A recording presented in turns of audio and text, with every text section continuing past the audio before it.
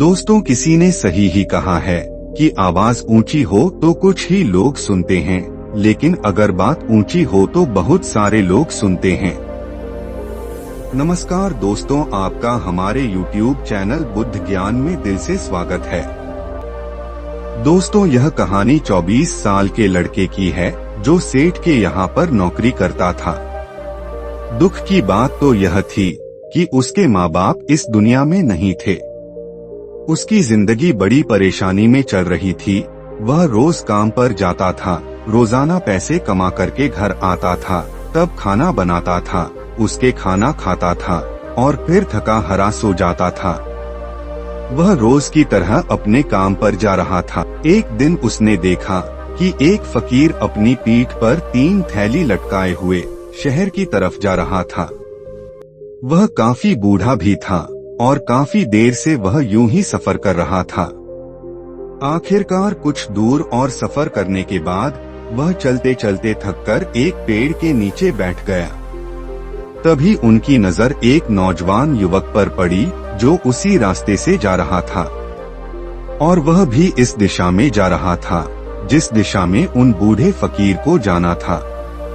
तभी वह लड़का उस बूढ़े फकीर के पास से होकर गुजरा। इस पर वह फकीर उस लड़के से कहते हैं, सुनो बेटा, क्या तुम मेरी थोड़ी सी मदद कर सकते हो? यह थैला बहुत भारी है और मैं बूढ़ा हो चुका हूँ, इसलिए मैं ज्यादा समय तक इनका बोझ नहीं उठा सकता और मैं बहुत थक भी चुका हूँ, तो क्यों ना तुम मेरी एक थैली को ले लो और मुझे उस गांव तक पहुँचा दो। इसके बदले में तुम्हें 300 मुद्राएं दूंगा। लड़का उन फकीर की सारी बातें सुनता है और थोड़ी देर बाद उन फकीर से कहता है, कोई बात नहीं बाबा, मैं आपकी मदद करने के लिए तैयार हूँ। कहिए आपको कहाँ जाना है? ऐसा कहकर उस लड़के ने उस फकीर का एक थैला उठा लिया और अपने कंधे पर लटका लिया। तभी उस जवान लड़के को यह एहसास हुआ कि यह थैला तो सचमुच बहुत भारी है। वह लड़का और फकीर दोनों ही रास्ते में आगे की ओर बढ़ चले।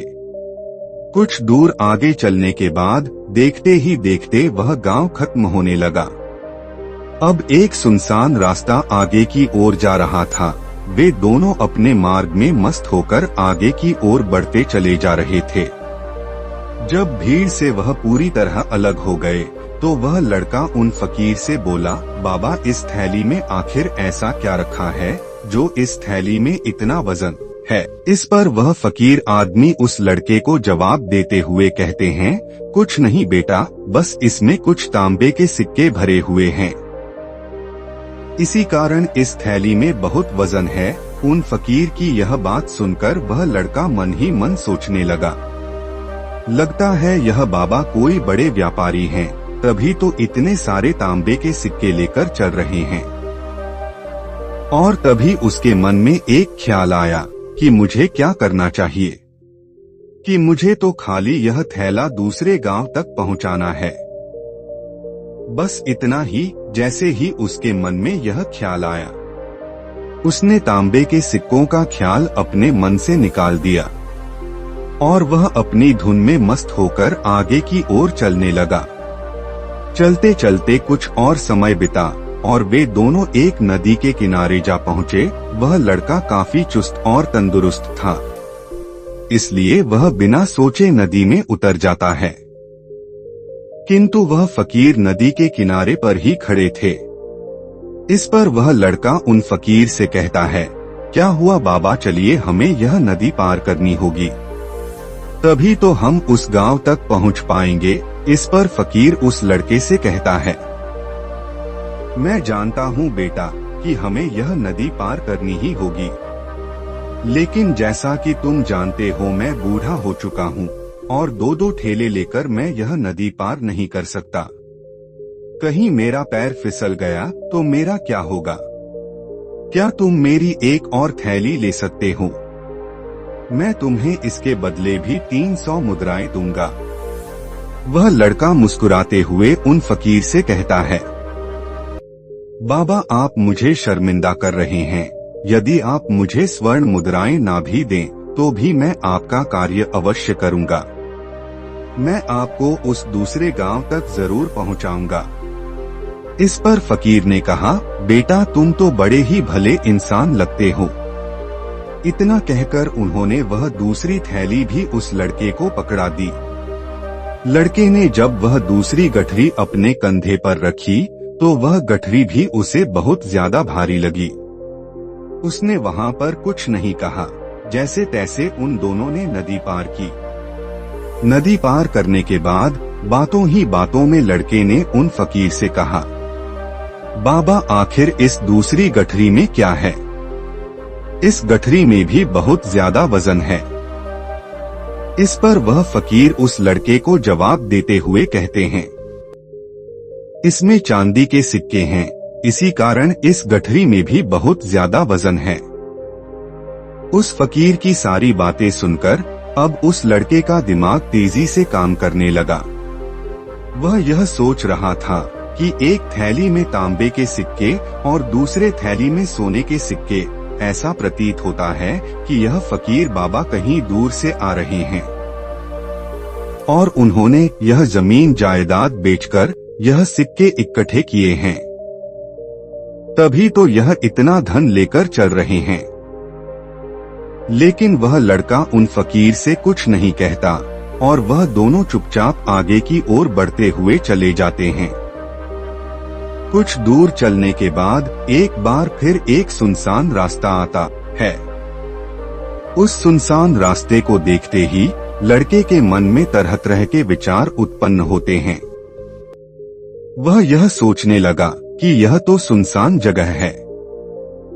अगर मैं यह सिक्के लेकर यहाँ से भाग जाऊं तो यह फकीर मुझे दौड़कर कब तक पकड़ पाएंगे, और यहाँ पर कोई है भी नहीं जो कि इनकी मदद कर सकेगा।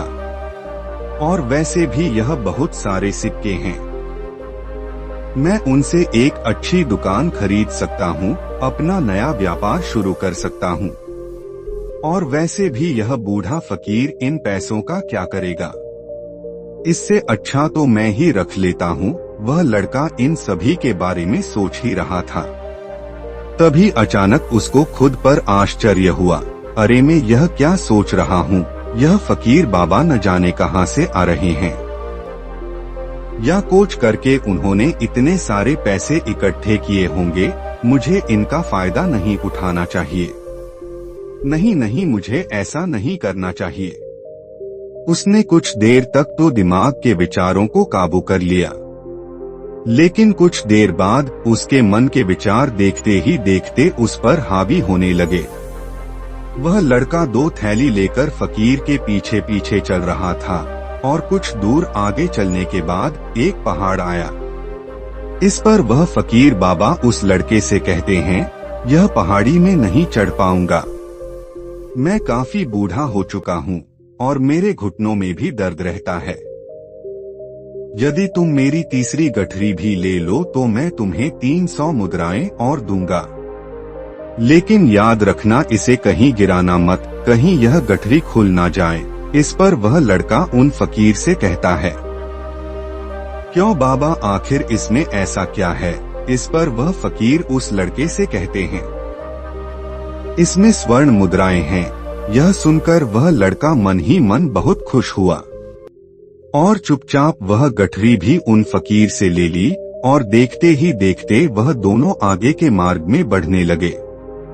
वह फकीर बिना कोई वजन लिए आराम से पहाड़ी की चोटी पर चढ़ रहे थे, किंतु वह नौजवान लड़का जो पीछे था, 3 खेलों के वजन के कारण वह धीरे धीरे चल पा रहा था। लेकिन जब से उसने सोने का नाम सुना था और खुशी के मारे छलांगे मार रहा था, वह मन ही मन सोच रहा था, अगर मुझे यह सारा धन मिल जाए तो मेरा पूरा जीवन आराम से कट जाएगा। वैसे भी यह बाबा तो बूढ़े हो चुके हैं, बल्कि इन्हें इतने ज्यादा पैसे की क्या जरूरत है?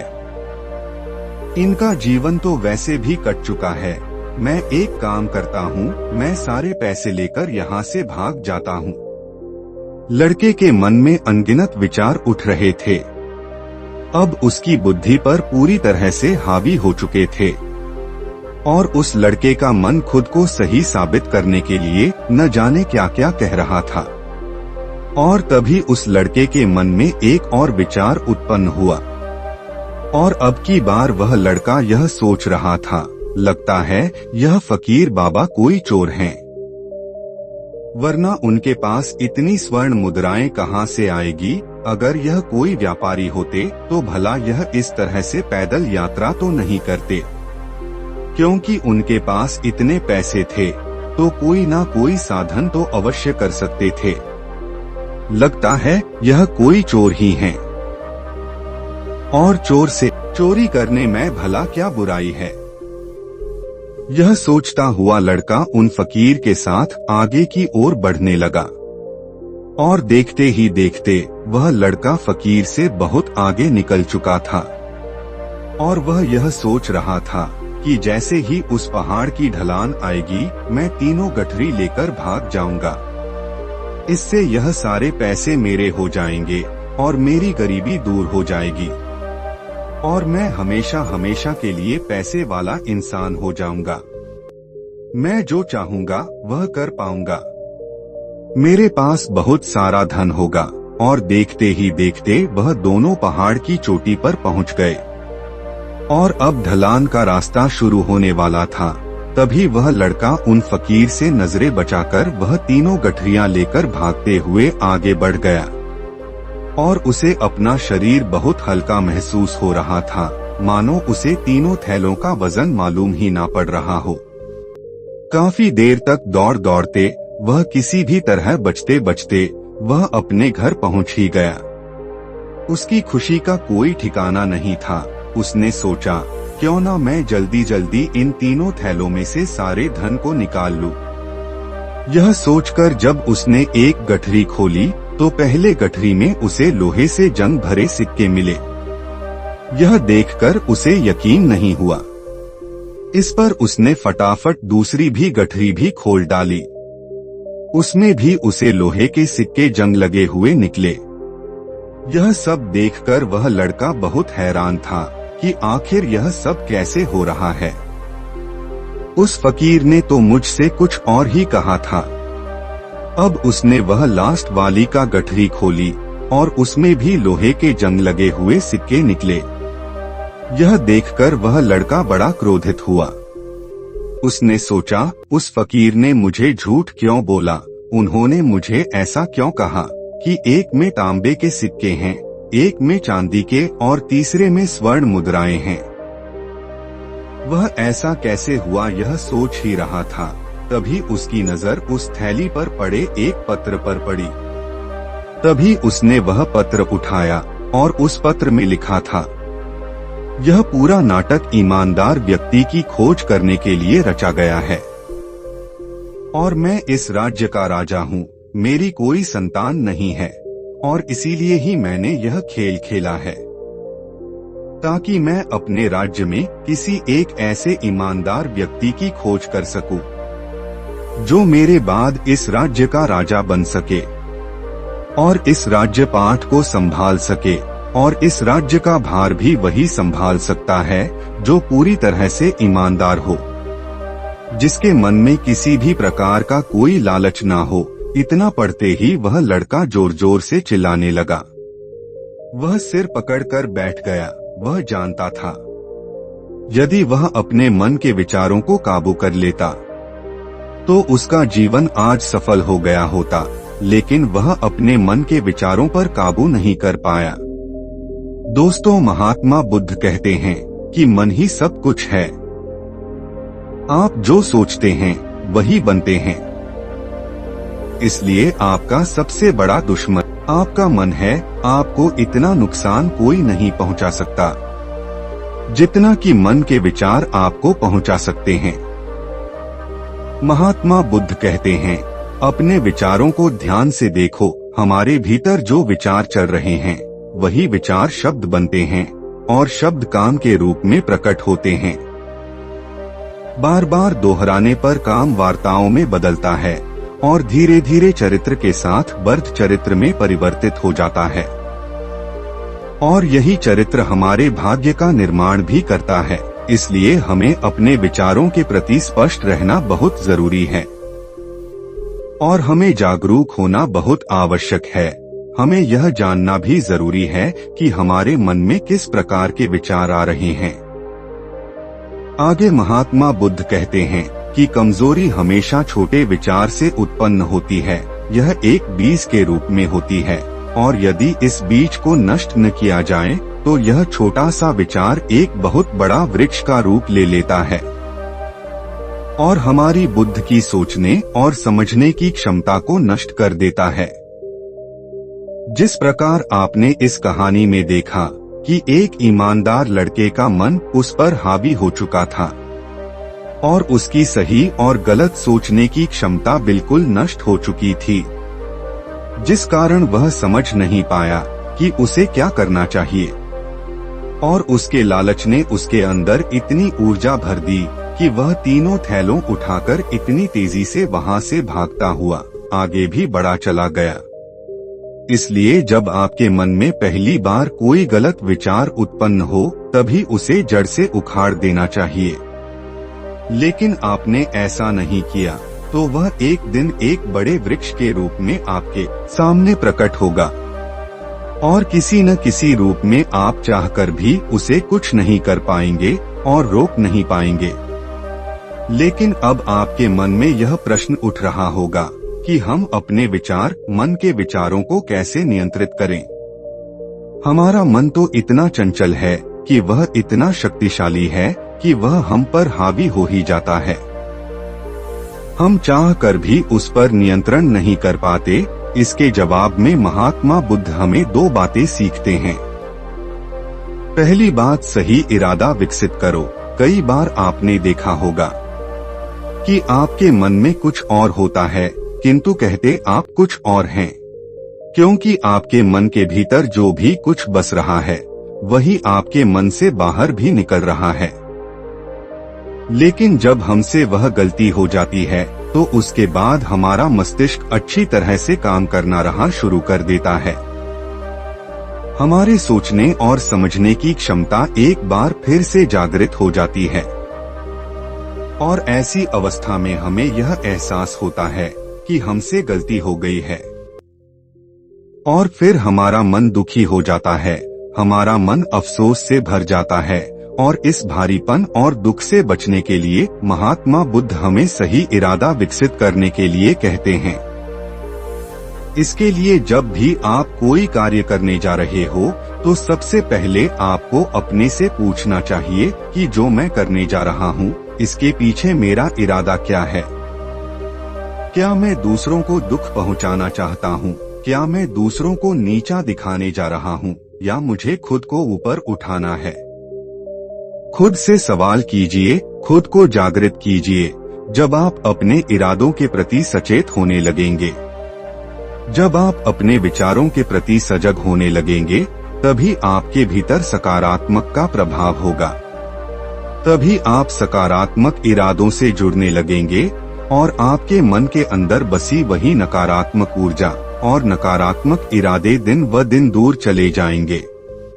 परंतु याद रहे, आपको यह हर रोज करना होगा और आपको यह हमेशा याद रखना होगा और आपको केवल अच्छा सुनना है। आपके इरादे हमेशा अच्छे होने चाहिए, तभी आप दुख और तकलीफों से बच सकते हैं। अन्यथा आप इसी तरह दुख और तकलीफ में ही घिरे रहेंगे और आप इसे कभी निकाल नहीं पाएंगे। दूसरी बात, मन के प्रति सजगता विकसित करो, जिससे आपका मन देखते देखते शांत होगा और आपके मन के भीतर बसी हुई वह नकारात्मक ऊर्जा, नकारात्मक विचार अपने आप खत्म होने लगेंगे और आप शांति की ओर आगे बढ़ने लगेंगे और आपके लिए केवल बस इतना ही करना है। इस पल में जो भी कुछ हो रहा है, आपके मन के भीतर जो भी है, आपकी सांसों में, आपके दिल के अंदर जो भी चल रहा है, बस उसे देखते रहना है। अपने मन के अच्छे बुरे विचार, अपनी भावनाएं, अपनी मन पर बिना प्रतिक्रिया दिए उन्हें केवल देखते रहना है, जिससे आपके मन के सारे विचार देखते ही देखते खत्म होने लगेंगे। आपका मन खाली होने लगेगा और आप नकारात्मक विचार और न सिर्फ नकारात्मक सोच से बच सकते हैं, और आप इन दुख और तकलीफों से भी दूर रह सकते हैं। इसलिए महात्मा बुद्ध कहते हैं, जो स्वयं को देख लेता है वही सबसे बड़ा तपस्वी है। अर्थात जो अपने मन के विचारों को बिना प्रतिक्रिया दिए देख लेता है और उन पर कोई प्रतिक्रिया नहीं करता, बस उन्हें देख और समझता है, वास्तविकता में वही मन पर नियंत्रण कर सकता है और वही अपना जीवन खुशी और सुख में जी सकता है। इसलिए अगर आप भी अपने जीवन को खुशी और खुशहाल बनाना चाहते हैं तो आपको सबसे पहले अपने मन को नियंत्रित करना ही होगा, अपने मन को खाली करना ही होगा, अपने मन के विचारों के प्रति आपको सजग होना ही होगा। दोस्तों, उम्मीद है कि आज की इस वीडियो से आपने जरूर कुछ ना कुछ सीखा होगा। तो इस वीडियो को लाइक और अपने दोस्तों के साथ शेयर जरूर कीजिएगा और हमें ऐसे ही सपोर्ट करने के लिए हमारे चैनल बुद्ध ज्ञान को सब्सक्राइब जरूर करें। नमो बुद्धाय नमः।